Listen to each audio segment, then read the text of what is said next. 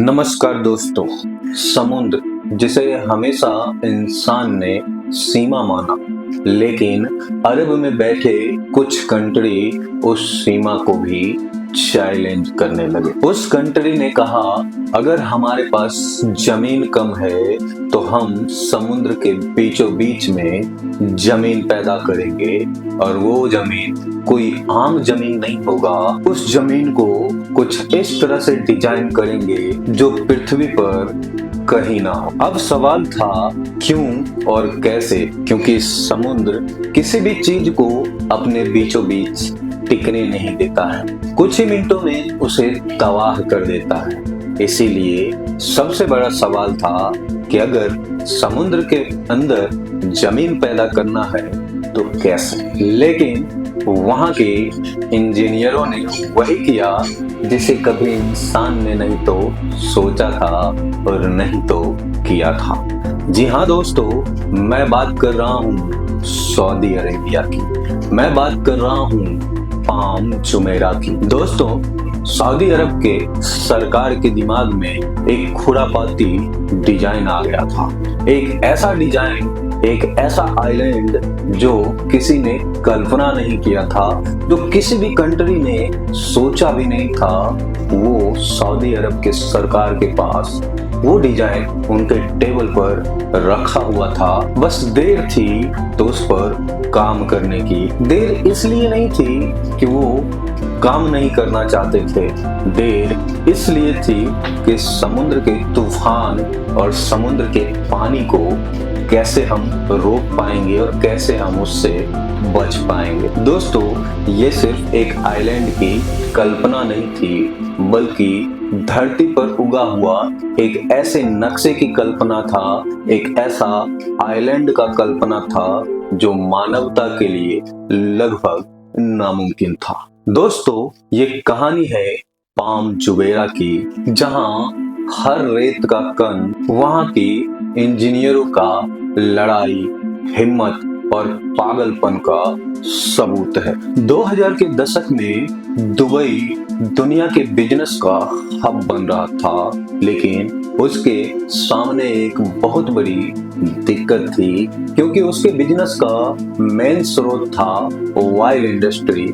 और दुबई सरकार को ये अच्छी तरह से पता था कि आने वाले समय में हमारे पास ऑयल खत्म हो जाएगी और हमारा बिजनेस ठप हो जाएगा और हमारा देश का जीडीपी गिर जाएगा और हम पूरी तरह से बिखर जाएंगे। इसलिए दुबई सरकार ने आगे का, यानी कि भविष्य के लिए कुछ सोच रहा था, और वो सोच कोई आम सोच नहीं था दोस्तों, बल्कि पूरे मानवता को एक चुनौती देने वाला था। उस समय दुबई में हर साल लाखों लोग आ रहे थे और लाखों लोग वहां बस रहे थे, लेकिन दुबई सरकार के सामने और दुबई के शेख के सामने ये सबसे बड़ा चुनौती था कि लोग तो बढ़ रहे हैं, लेकिन उनकी जमीनें उतनी ही। तभी दुबई के शेखों ने ये सोचा कि हम समुद्र में जमीन बनाएंगे, और ऐसी जमीन बनाएंगे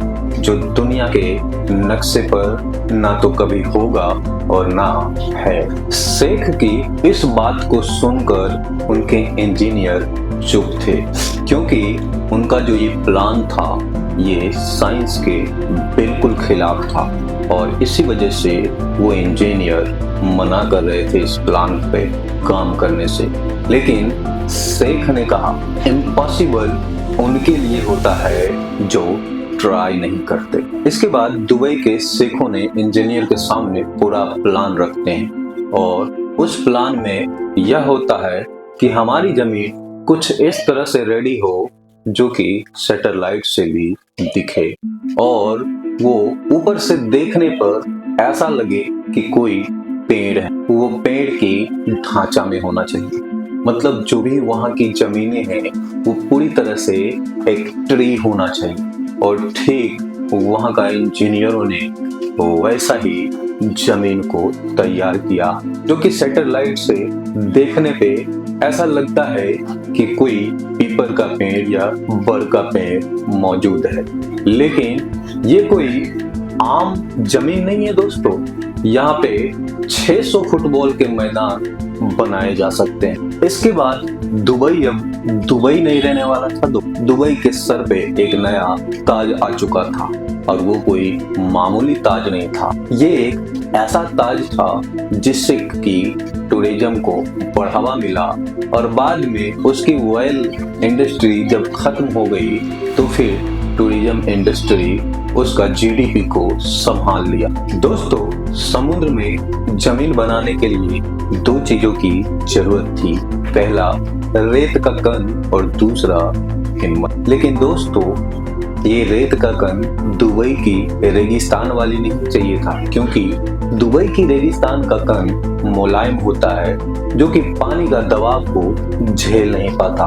उसे ऐसा रेत का कण चाहिए था जो कि पानी का दबाव को झेल सके। और तभी दुबई के इंजीनियरों ने एक रास्ता निकाला और वो रास्ता यह था कि हमको जो रेत चाहिए वो कहीं और से नहीं बल्कि समुद्र के अंदर से। ऐसा इसलिए क्योंकि समुद्र में जो रेत होता है वो पानी का दबाव झेलता भी है और सहता भी। इसीलिए वहां पे ऐसी ऐसी मशीनें लगाई गई जो कि समुद्र की रेत को निकालकर और ट्री का शेप में बराबर फिट करे और डाल। और फिर दोस्तों, कुछ सालों का मेहनत में वहां की फाइनल जमीन बनकर रेडी हो गई, जिसके बाद जब दुनिया के सामने उसकी तस्वीर आई तो पूरी दुनिया हैरान हो चुका था और ये दुनिया का 8वां अजूबा में तब्दील हो गया। इस जमीन को तैयार करने के बाद दोस्तों, इंजीनियर के सामने एक और चैलेंज आया और वो चैलेंज यह था कि पाम जुमेरा के नीचे पानी इधर से उधर नहीं हो पाती थी, जिसका नतीजा यह था कि वहां का पानी गंदा हो रहा था, जिसके लिए वहां का इंजीनियरों ने उसके नीचे ऐसे ऐसे फिल्टर लगाया जिससे कि पानी इधर से उधर जा भी सके और साथ ही साथ वहां पे जो गंदी पानी है उसको साफ भी किया जा सके। अगर ऐसा वहां का इंजीनियर नहीं करते तो शायद उसकी बदबू से वहां पे कोई रहता ही नहीं। और ये एक इंजीनियरिंग का ऐसा मिसाल था जो कि नामुमकिन को मुमकिन किया और यही वो मिशन था जिससे कि पाम जुमेरा को बरकरार रखा गया। अगर ये मशीन ने वहां पे फिट नहीं होती और ऐसी टेक्नोलॉजी वहां पे नहीं होती तो फाइनली जमीन बना लेने के बाद भी वहां पे शहर नहीं बसाया जा सकता था। दोस्तों, आज के डेट में वहां एक बिला का कीमत लगभग 4 करोड़ 80 लाख और हमारे देश के कई जाने माने सेलिब्रिटी वहां पे अपना बिला खरीद रखे, जैसे कि मुकेश अंबानी, शाहरुख खान, सोहेल खान, सानिया मिर्जा।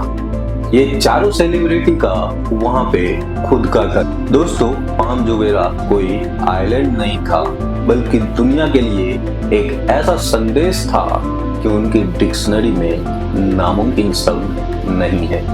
अगर इंसान चाहे तो समुद्र के बीचों बीच भी शहर को बसा सकता है। दोस्तों, ये कहानी सिर्फ इंसानियत की नहीं है, ये कहानी इंसान की पागलपन की जीत की है। दोस्तों, अगर ये वीडियो आपको पसंद आया है तो अपने दोस्तों के साथ जरूर शेयर कीजिएगा और आपको ऐसे ही वीडियो देखना चाहते हैं तो हमारे चैनल एक्सप्लोर राहुल को सब्सक्राइब जरूर कीजिएगा। फिर मिलते हैं नेक्स्ट वीडियो में एक नई रोमांचक कहानी के साथ। तब तक के लिए जय हिंद।